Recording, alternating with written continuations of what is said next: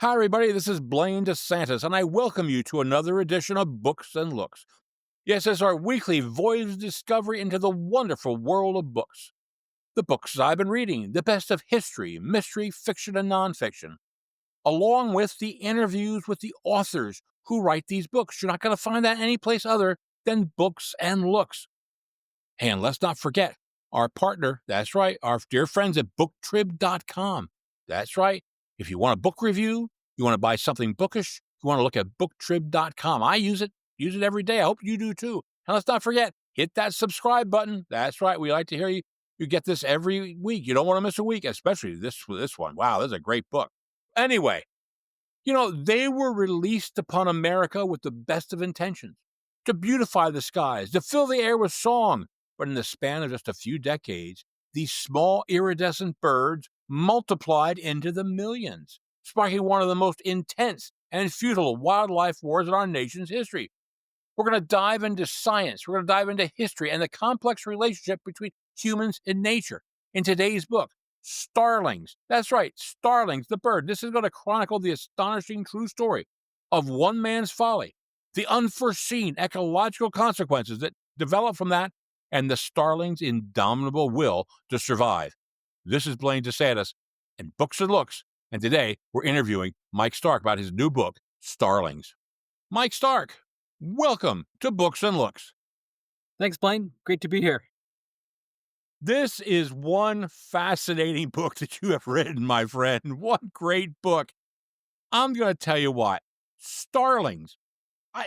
A whole book on starlings. When I first saw this, I thought it'd be like 30 pages long. Okay, a little picture book about starlings. No, it's not 30 pages long. It is great. How did you decide to write a book about starlings? Well, I spent a lot of my early career as a reporter, as a journalist for newspapers and the Associated Press. And one of the great things about being a reporter is that it gives you permission to be curious about all sorts of things and to poke your nose into all sorts of corners where other people wouldn't normally go. And so one of the things I covered was wildlife and the environment. And so I was covering this agency called Wildlife Services, which is a federal agency that's set up to deal with nuisance birds and coyotes and all sorts of things when they get in trouble when they wander into where people are living. But one of the things they do is they produce a tally every year about how many animals they kill and harass and shoo away. And I was curious who got the most attention from them, and turns out it was starlings. And so this agency kills about 1 million starlings every year, and so that's about 3,000 every single day. And it also shoos away about 29,000 every day. And so that really got me thinking, like, who is this bird? Why is it taking up so much of our time and attention? And how did we get here in the first place? So that was kind of the impetus of the book. I wrote an initial story as a journalist, and then I just sort of kept it on my list of things to look into later. Yeah, well, that's amazing, those numbers you're giving us. But the starlings are amazing in their numbers, so I guess you have to be killing 1 million a year. That's amazing, just amazing. Well, anyway, this starts with a guy by the name of Eugene. I want to make sure is it Schieffelin? Is that how you pronounce that? Schieffelin? Okay. So he releases these birds in Central Park. And then, so tell us a little bit about Eugene and this thing called the American Acclimatization Society. I never heard of that word, acclimatization. Yeah, so Eugene Schieffelin was the son of a lawyer in Manhattan. His family had run a business in New York City for generations. They were in the pharmaceutical business, and they also ran a mercantile, but they're very well-to-do family. And he had a lot of siblings, and a lot of them ended up working for the company. He never made it to the top of the business masthead. So he had other interests. He was kind of a man of leisure. So he was a rich guy in New York City, and he was apparently quite a good painter. Was involved in a lot of different social clubs, but he was also really into birds and ornithology. And so in the late 1800s, there was this movement called the acclimatization movement, and started over in France, but also came to America and other parts of the country. And basically, the idea was, why don't we bring animals from other parts of the planet over to where we are? And so sometimes it was livestock, sometimes it was plants, sometimes it was fish, and sometimes it was birds. And so, what really inspired the American acclimatization movement, which really Eugene Schieffelin was kind of the head of, he was the president of a local chapter. They really wanted birds that could deal with insects, eat insects, and also bring songs to America. They wanted a lot of these people wanted the songs from back home where they were in America. So a lot of immigrants came to America, left everything behind, probably weren't going back home ever, and there was a sentimentality to it. They wanted to hear the sounds and see the birds from back home, and so um, Eugene was part of introducing a whole bunch of birds to America. Most of them never took. He was part of a movement to bring sparrows, to reintroduce sparrows or to introduce them um, to New York. So he did that in the 1860s. And a few times he tried to bring starlings, and those didn't really take. And then he had a 3-year run in Central Park from 1889 to 1891. And he released pretty close to 200 starlings in Central Park. And those were really the birds that bred quickly and marched across the country. And really, within several decades, by the 1940s, Eugene starlings that had started in New York City were now on the West Coast, causing all sorts of consternation for people. Yeah, apparently they are not affected by climate, about altitude, nothing. Nothing deters these birds. They're amazing hardy birds that can survive in almost any kind of environment. They really started over in Europe and Asia. This is the common starling. We call it the European starling here. But they're now found on every continent except for Antarctica. So they're a great, really amazing survivors, colonizers. They're able to change their diets, survive in all sorts of environments. My wife was just talking to her friend Claire, who had lived over in Germany, and distinctly remembers the starlings. Knew all the issues with the starlings. Yeah, I mean that's a native bird over there, and so a lot of people have been lived with starlings for thousands of years over there, and have had some of the same issues we've had here with farms and crops, but also in a lot of circles they were a beloved bird over there as well. Wow. Well, now, there is a rumor that Schieffelin brought these starlings over here because of his love for Shakespeare. Now, this is a rumor, a myth, whatever. Tell us about what that is, and have you dispelled that myth? Yeah, it's a great story. It's one that's repeated every time starlings come up in news media and discussions and among birders. Is that wasn't that the bird where this crazy guy in New York wanted every bird ever mentioned by Shakespeare to be here in the United States? And it's a great story of sort of human folly and hubris. Unfortunately, it's just not true. There's just no evidence to back it up. There was a movement at the time when Eugene was bringing his starlings here to kind of bring Shakespeare back into the public culture after the Civil War. He just kind of fallen off, and so there are a group of people that were creating a Shakespeare garden in Central Park, and there had just been a book that came out about all of the birds mentioned by Shakespeare. But really, there's no evidence to kind of connect Eugene Schieffelin with this Shakespeare rumor. It wasn't until the 1940s where a magazine writer sort of made that connection. And we don't know if he just kind of got mixed up, conflated some events or what have you, but you can definitely see, like, in what's written about starlings, everything after that article in the 1940s mentions this Shakespeare starling connection, but there's nothing before that that ever mentions it. And so I looked and looked and looked and never found a connection. And there were some academics as well who did a very deep dive into this very question a couple of years ago, and they came up empty and just, it's basically a story that's a great story, but was never fact checked and was probably never true. Right. And Schieffelin never left any notes or, anything in his writings? It was pretty scant. I mean, we know that he did it. We know he reintroduced these starlings. We know a little bit about why, but none of his writings, nothing ever in the public sphere ever mentioned this thing with Shakespeare. Wow. It's funny because initially you write how Schieffelin is sort of like, oh wow, he's a quirky guy. This is really neat what he's doing, and all of a sudden, oops, Schieffelin, what a nut! Why did he do this to us? Right. Well, the law of unintended consequences, and things going out of control, and you know, Schieffelin is looked at as this sort of misguided bird lover, and from our modern perspective, we look at it and say, "What are you nuts? What are you thinking?" But back then, it was a kind of a different world and a different way of relating to wildlife, and I think he was just interested in having more great birds from his homeland. Well, now here in this book, you explore what is truly a tension between our viewing of the starlings and marveling at their what we call you call the murmurations, and as well as their singing, but but they're invasive pests also, and you have to balance this. How do you go about doing that? Boy, you have to. Your feelings also have to change back and forth on these birds.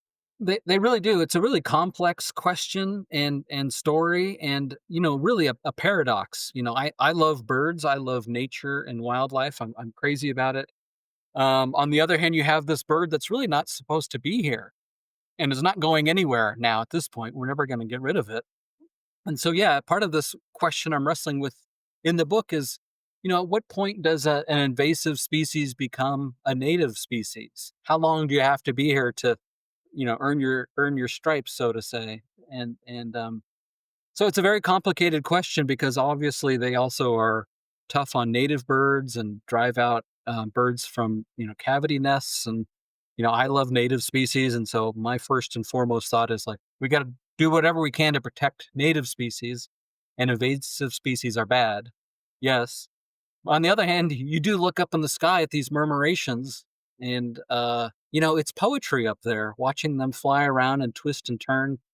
One ornithologist called it a dance in the clouds to the music of the winds. For those who have never seen the starlings, it's like the swallows. They just boom, boom, back and forth. Amazing. Tens of thousands of them up in the air, and kind of this black twisting cloud going from one shape to another, and it's really extraordinary to witness. Wow. I don't think I've ever witnessed that. As I told you, I did see swallows, and they seemed to part when I started singing when I was Right. mowing the grass. So I understand that. Well, anyway, these birds, they are you alluded to it a little bit. They're sort of aggressive. They will drive out the native birds. They'll take their nests. Tell us a little bit about how they do this. Yeah, I mean, a lot of times they're opportunists, so they will often kind of keep an eye on one cavity, and if there's a purple martin or another bird that's in there, once those birds fly out for the day to go get a snack or something, often starlings will move in and just kind of take over. And when those birds fly back to their hole or their nest and find a starling there, we'll either fight it out a little bit, or um, just decide, well, okay, you keep that spot, I'll go find somewhere else. So they will really move in quite aggressively and take over territories of all sorts of native birds. And that's part of what makes them such a great survivor and colonizer is they can really move in, take over, breed, and then keep moving on again. You make a point at one point in the book, which I really liked, where you said that we always the dream is to rise to the top. We always want to, give credit to that people who started low and rise to the top. But with the starlings, not so sure we want to do that. Yeah, it's tough. I think we can live with that paradox of understanding them as great survivors, but maybe not liking the results still. You can admire their tenacity and their ability to survive and still be sad about what they've done to native birds. One of the things that you bring up, which I found fascinating, is the great Starling War of 1621 over in Ireland. Tell us about the Starling War. Yeah, so starlings were a European bird, as I said, and so the stories about starlings really go back thousands of years, even to back to Roman times, and there were people in Rome whose job was it to divine what these murmurations were saying in the sky to try to help find some secret message up there. So they're very well known, and in 1621 in Cork, Ireland, there were two huge groups of starlings, one that came to the west side of the city and one that came to the east side of the city. And over the course of a long weekend, these birds would kind of meet in the middle of town in this huge battle. And so they were pecking at each other and breaking each other's necks and wings and poking each other's eyes out. And so, you would have these birds that were falling from the sky onto houses and into the river by the, dozens and thousands and hundreds. And so this went on for, 3 or 4 days. Apparently they took Sunday off, say with that what you will, but they took a day of rest and then we're back at it on Monday, and they fought all day on Monday, these two huge flocks, and then suddenly they vanished. And the whole thing was over before anybody really even knew what happened, except that the whole city was just littered with dead starlings. It's Wow. pretty mysterious. That is, and that's been documented? Well, it's a story that's been shown to or been told and retold down the ages. So, you have to take all of that stuff with a grain of salt, but it does kind of make sense and goes with the lore for sure. I I had another one of my wife's friends. She's from Wales, okay? She was over and I told her about this. She goes, "Oh, you know the Irish, there's a bit of the blarney in what they say." Of course. Well, I don't know. Mike made it sound like this really they have newspapers, they have eyewitness, they have all sorts of things, but this it's a great story. It really is, these 2 battling groups of starling. It's fascinating. These are fascinating things. One of the things that you did bring out was that this every group of immigrants who came to America seemed to wanna bring their birds with them. They liked their bird. The Norwegians liked one type, the Italians may have liked another type, and our like of birds rose and fell with the immigrants. Tell us a little bit about that. That's fascinating.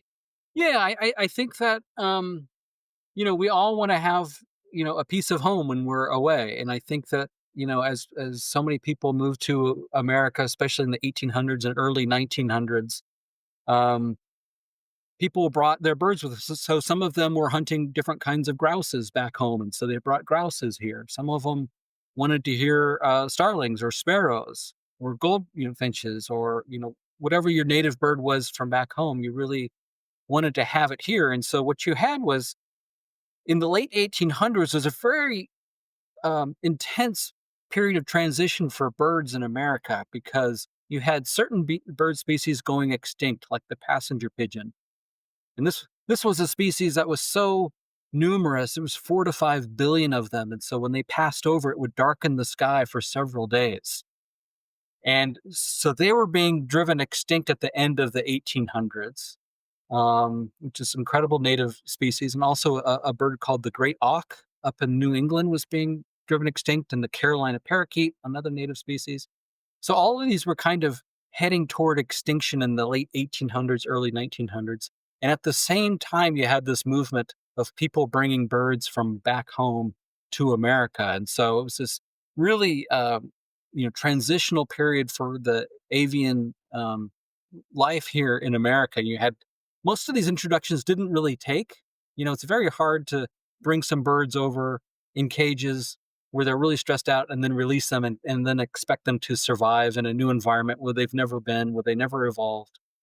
So most of them really didn't take, but ones like sparrows and starlings that were really hardy and great survivors were the ones that made it. Wow, that's interesting. Now, hey, there's another myth, another rumor, I don't know. Tell us about Starlings and Mozart. Is there a tie-in, a connection between Mozart and the Starlings? There is Mozart. It's kind of a funny story. He was completing one of his compositions. I think this is it was in the 1700s, and he had just wrapped up this composition. It was going to be debuted by a piano player a few weeks later, and he walks into town and walks into a pet store and is whistling this tune that he'd been composing and working on. And whistling kind of a line from the song that he had just composed. And he hears this line being repeated to him in the shop, and it turns out to be a starling.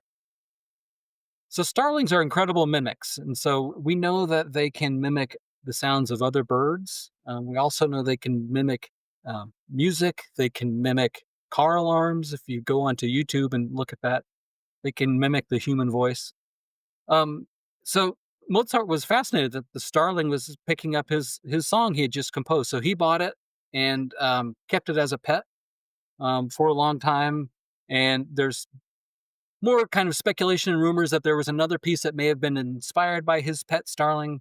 We don't really know, but we do know it's been pretty well documented that he did have that pet starling. It was with him for quite some time, and then when it died, he ended up having a funeral for it and writing kind of this great poem about it. Huh. You know what? Did that make it into the movie Amadeus? I don't remember. Did I he don't have a remember seeing that. I'm gonna have to go back and watch that movie again. I like the movie, so I'll watch it one more time to see if the Starling made an appearance. But, Good idea. that's a good show. That's good. Very interesting. Very interesting. Now, in addition to the birds, okay, we got some pretty colorful characters here. Beginning with a guy by the name of, let me make sure I have the name right, Otto Stanky. Stanky, the bird Stampy. man who went around with a black box claiming he could get rid of Starling. Tell us about the bird man.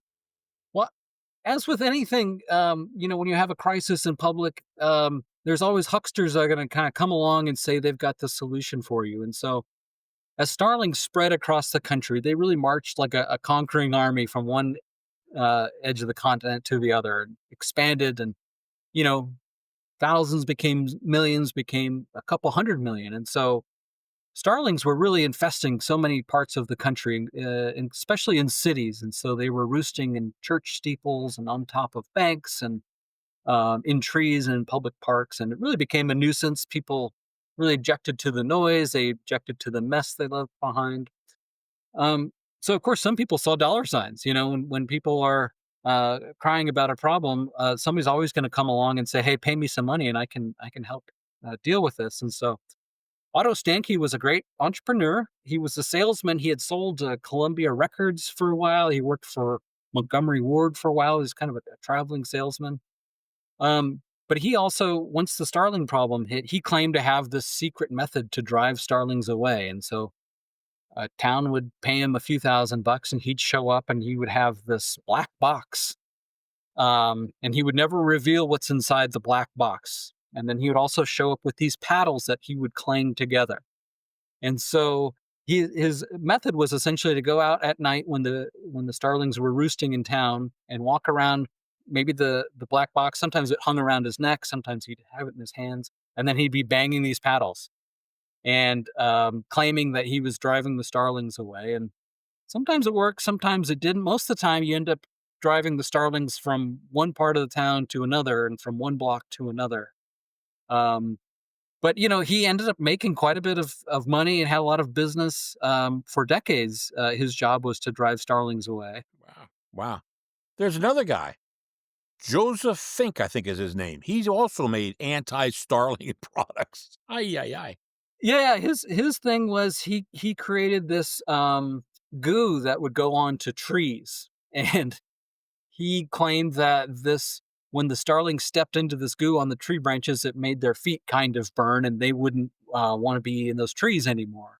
So he had this product called Roost No More, and he also did great business. It was great guns going for him. And so one of the things that he was able to secure was every 4 years for the presidential inauguration, he was hired to go and spray his gunk on all these trees along Pennsylvania Avenue so that people that were watching the presidential parade go by wouldn't get, starling poop on them while they were standing there. And so I think from Eisenhower all the way up through Nixon, he had that gig coming there every 4 years with the team to spray this goo on the trees.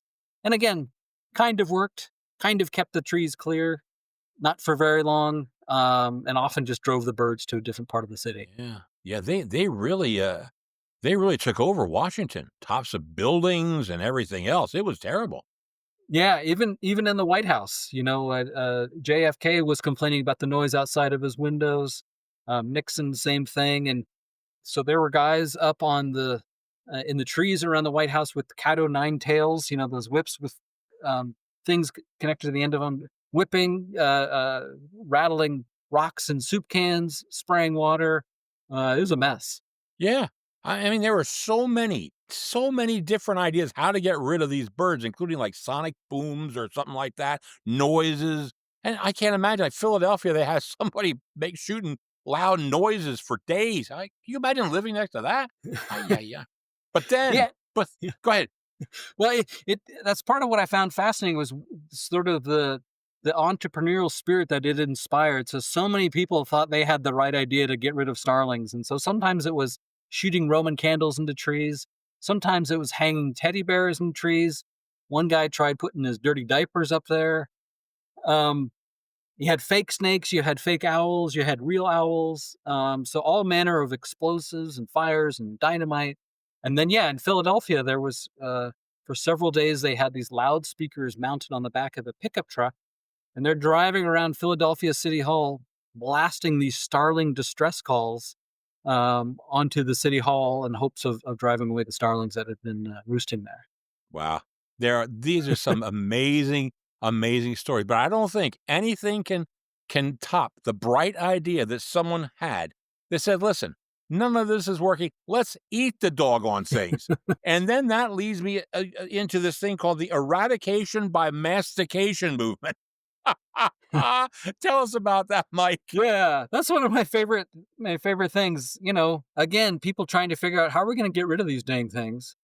And you know, truth be told, humans are pretty good about getting rid of species, and we have our appetites and our gluttony. Uh, People thought, well, maybe this is the weapon against starlings, and so really, not long after they came to America and became a problem, people started thinking about what to do with starlings, particularly, if we're killing all these, should we feed people with them? And so there was in the 20s and 30s, sometimes they would kill a bunch of starlings and give them to, needy people for food. But really then in the 40s and 50s and 60s, there was this movement. There was kind of a starling supper club kind of concept where let's start cooking starlings in different ways and starting to market it a bit more and starting to think about what the right recipes are. And so in the 70s, there was a big debate within some of the federal agencies about, do we need to start encouraging the public to eat starlings? And do we need to start releasing recipes? And there was some poor biologist in Indiana who took it upon himself to like start preparing starlings in different ways to find the best way, the best recipe. So he was barbecuing them and broiling them and boiling them. Um, and he eventually, tried them 7 or 8 different ways and just said, it still tastes like a liver that's been left out on the street for a week.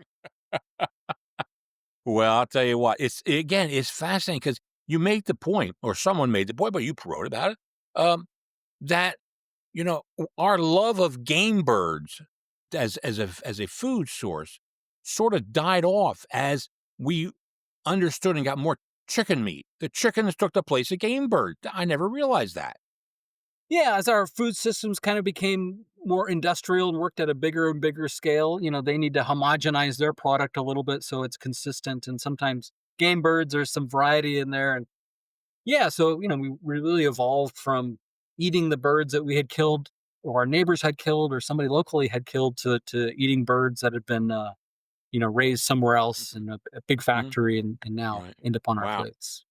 Well, in 1939, Rachel Carson, famous environmentalist, writes a defense of starlings, and this starts to change a little bit of the give and take about this. Tell us a little bit about Rachel and what happened with that. Yeah, so Rachel Carson, this was in 1939. So she wrote a very famous book called Silent Spring in 1960 that really talked about environment and pesticides. But long before that, she worked for the federal government as a biologist and a marine biologist and also as a writer. And she's an incredible writer. All of her books are great, wrote a lot about oceans and stuff. Um, but in the 30s, people were really kind of freaking out about starlings as they took over the country. And Rachel Carson came out with this magazine piece called In Defense of Starlings and, did a couple of things. One, she said, hey, look, the science shows that maybe they're not as bad as we think they are. Maybe they're not eating as many crops as some of our native birds are. Maybe their reputation precedes them a bit more than it should. And so she recognized they had been villainized for a really long time, and she was also a biologist, and so she was watching not only sort of their habits, but also understood sort of the beauty of these birds. And so her argument was basically, hey, maybe we need to cut them a break, give them a second look. They're definitely not going anywhere now. They're here to stay. And so maybe we need to start evolve our thinking about these birds and a, stop villainizing them, and B, start looking at what their role might be in our, kind of native ecosystems here. And so that kind of kicked off sort of a mini movement of people coming out in defense of starlings. There were different writers and a few biologists that came out. Um, Certain articles would be published. It was definitely an uphill climb though, because I think the die was already cast for starlings. They were already the villains of the sky. People called them flying rats. And so, she did start to change the conversation with that piece, but, we're still all these years later, 70 years later from that piece, I think still living with a bird that's by and large still considered a villain. And do we consider most of these invasive species villains? I mean, the carp, I know they talk about that and other things. Are they really the villains now? I mean, I think in a lot of ways they are. Depends on the species. There are things like zebra mussels, which really take over water ecosystems and create havoc wherever they go. And really create these very homogeneous environments, and so it's really bad when they really put the crimp on biodiversity. And so and you have pythons in Florida that were released there, and they're kind of wreaking havoc as well. And so some invasive species are really do transform whatever ecosystem they show up into in really profound ways and drive other species extinct and cause all sorts of problems. But it's definitely a spectrum of how bad are invasive species. But there's no question that invasive species around the world are a massive problem, not only for native species but also for human systems and infrastructure. And yeah, it's definitely an issue. And it's not just here in America, it's all over the world, they're invasive species. Absolutely. I mean, as this world has become more global, the species have moved around either inadvertently or on purpose. And so the roots of that acclimatization movement in the 1800s, while it's not called that anymore, you still have this transportation of species all over the planet all the time in ships and containers and all sorts of things. And so it's really tough to get the genie back in the bottle at this point. Yeah, it is. You have a chapter called Death from Above, which talks about the 1960 crash of Eastern Airlines Flight 375. Uh, Tell us a bit about that and this relationship to the Starlings, please. Yeah. So this was in October 1960. There was a flight that was taking off from Boston, and within about 5 or 6 seconds after taking off, it ran into a flock of starlings that was in the air, and was sucked into all three of their four engines had starlings inside them, and this plane ended up crashing into the Boston harbor, and 62 people were killed. And bird strikes have always been an issue with aviation. People sharing the skies with birds. Birds were there first. We're kind of visiting there, and so that's always been kind of an issue. So this particular crash, which is still the worst, deadliest collision between a flock of birds and an airplane in the U.S., really caused us to rethink a little bit about our interactions with birds in airplanes. And so one of the things that it prompted was a redesign of some of our jet engines. So they would be hardier, have a more of ability to take in a few birds, especially small birds, and still survive and still keep flying and keep going. And so after that crash in 1960, there was a retooling of some of those jet engines, and also that was kind of when this movement started around airports to try to keep birds away from runways. And this is work that's still going on. Well, there's around often around airports, there's big banks of grass and there's water and all these places where are perfect for perching birds and not good for birds and airplanes. And so there are now biologists and other people at airports whose job it is to keep shooing birds away so that airplanes can take off and land safely. It is amazing how you see all those airports coming in and out of the airport. You're going over water all the time. Yes. Yeah. Yes. The only place I never had that happen was in Rapid City, South Dakota. We landed in a field of cows. Other than that, I mean, it's always over water. Right. So, Right. yeah, that's utterly amazing. Things you don't think about, and which are done probably in cases of accident or a ditching you had to do. It creates worse problems. It's fascinating. Before I finish this up, I want to ask. you work for an agency. You work for an NGO, if I'm not mistaken, don't you? You have a tell us just a little bit about that, so if people who are interested, they can find you guys. Yeah, thanks. Yeah, the organization is called the Center for Biological Diversity, and it's all about saving endangered species and the places they live. And so we advocate for wolves and polar bears and sea turtles, but also fish and snails and all sorts of things. It's all about keeping biodiversity intact. Without nature and without biodiversity, we can't really exist. This planet really can't function correctly. And so, um, all day, every day, we're focused on trying to save those species and make sure that they don't go extinct. Well, that's great. That's really great work. I'm glad you did that, and glad we gave a little plug here. But, my last big question is, you state that starlings cause about $1 billion in agricultural, operations annually. That is a huge number. What are we talking about here? What are they doing? Eating, grain or what? Yeah, I mean, a lot of it is eating food that's put out for cows at these big industrial cattle operations. So the starlings get hip to where that bird is, that food is, and they flock in and eat the food. Um, they make a mess of farming equipment, so they'll go and just all of their bird poop will be all over all sorts of equipment. They also love to eat crops like, wine grapes and cherries and those kinds of things. And so, sometimes they'll swoop in and pluck, entire trees full of a year's worth of crops. Um, but a lot of it is just their sheer numbers. There were about 200 million starlings in this country, and now there's about 80 million. So it's not as many as they used to, but it's still one of the most populous birds in the country, second just to sparrows. So part of it is just the numbers, and so also in cities they make a mess on sidewalks and on buildings and windows, and all of that costs money to clean up. So altogether, yeah, it is a pretty major cost. Yeah, you read about one, church where they were going up to the steeple to get rid of them, and they had to walk on steps that were filled with 8 to 10 inches of bird poop. Mm. Incredible, incredible. Yeah, Just the volume, abs yes. yeah. Where will we find most starlings? Where will you find the biggest, amount of starling, Mike? It just depends what they move around, and they're in almost every state of the country at this point, including where I am in Tucson. Um, but really, what they like to do is they like to go to agricultural areas during the day and eat crops and all sorts of other things, and then come back to more city environments at night. So they roost in trees and on buildings. And so there's a ton in the Midwest. There's a ton on the East Coast. There's a ton in California and along the West Coast. There's even some in the Rockies too. And so anywhere where you have big kind of agricultural operations, you're likely to see starlings at least for part of the year. Okay, wow.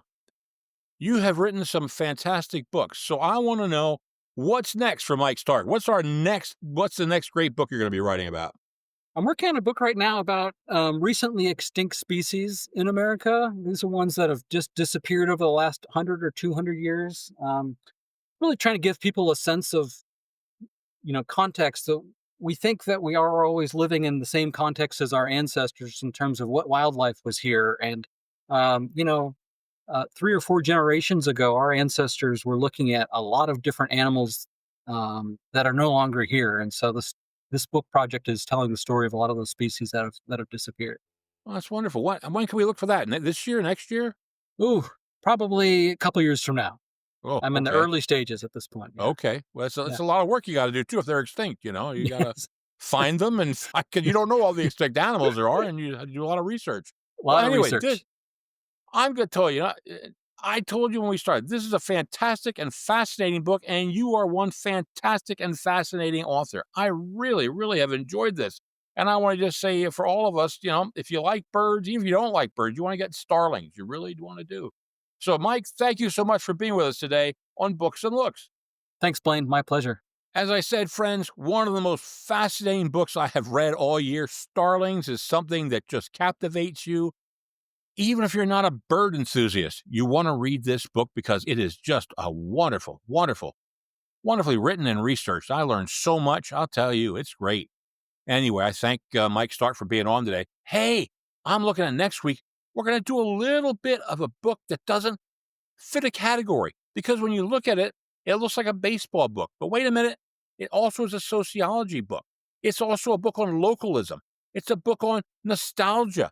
Yeah, it's a book called Homestand, and it takes a look at things up in Batavia, New York, and what happens when a baseball team leaves and the diminishing returns of what happens in the community. It is a fascinating book. You do not want to miss it. So, anyway, on behalf of my good friends at Podcast Studio X and BookTrib.com, this is Blaine DeSanta saying, may all your leaves be pages in a book.